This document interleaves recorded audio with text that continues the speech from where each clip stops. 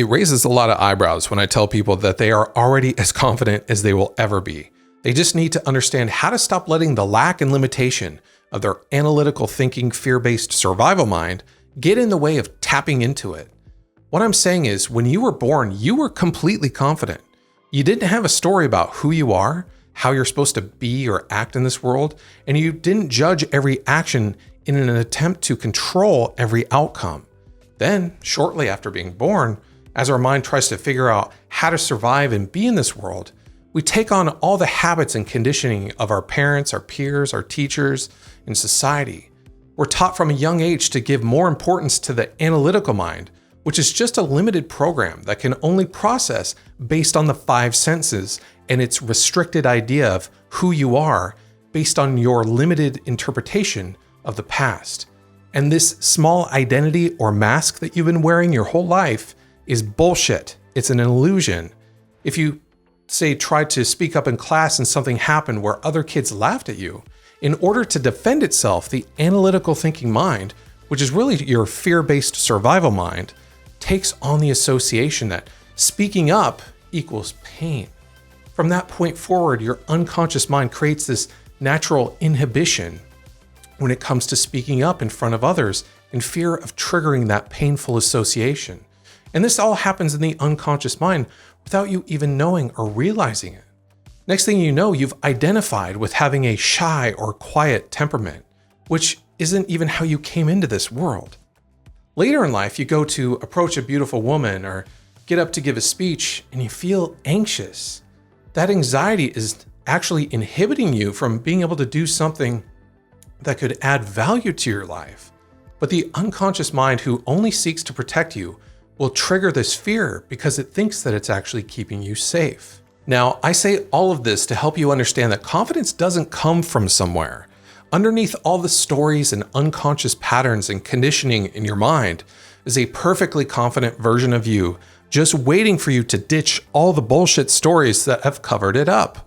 Now, tapping into that confidence can seem extremely challenging, especially when you do something outside your comfort zone. Those old patterns seem to kick up unconsciously in the blink of an eye, and that inhibition and anxiety that we experience is very real. That is why, in order to actually express from your uninhibited, confident self, the you that exists without a limiting story, you have to first identify with the you that comes before thoughts, emotions, and bodily sensations. When you become the awareness of thoughts, instead of being engulfed and entrenched into identifying and reacting to every thought, emotion, and unconscious pattern, that's where your true power lies. That's when you tap back into the power that is your birthright, the confidence that sits at your core, begging you to tap back into it.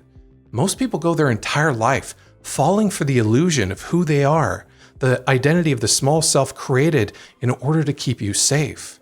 When you are a very logical or analytical thinker, you trap yourself even deeper into this fear-based programming and you don't even realize it. That part of the mind that is constantly judging everything, it's constantly trying to put everything in life in neat little categories, judging others to find its place in the world, constantly judging the past and trying to create a predictable future. That part of your mind is not the real you. It's just a program of the mind designed to keep you safe. If you want real confidence, which is living in every moment completely present, completely in a flow state without self-inhibition, if you want to tap into your true self or higher self, where you use your intuition and you never worry about what to say or how to act, you need to practice becoming the observer of your thoughts and become aware of all the unconscious patterns that are running in the background. Through this awareness, you can begin to reframe these unconscious stories, beliefs, and identities and let them go for good.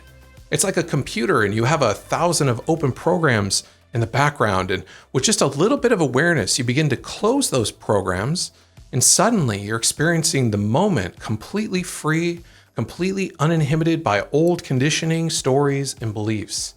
It's in that moment that a much higher level of consciousness is able to flow through you. You'll realize that all the resistance and inhibition you were experiencing was coming from your fear-based mind, and it's in the letting go or surrendering to your higher mind that you're able to walk through life with ease. So all the confidence that you'll ever need is already there.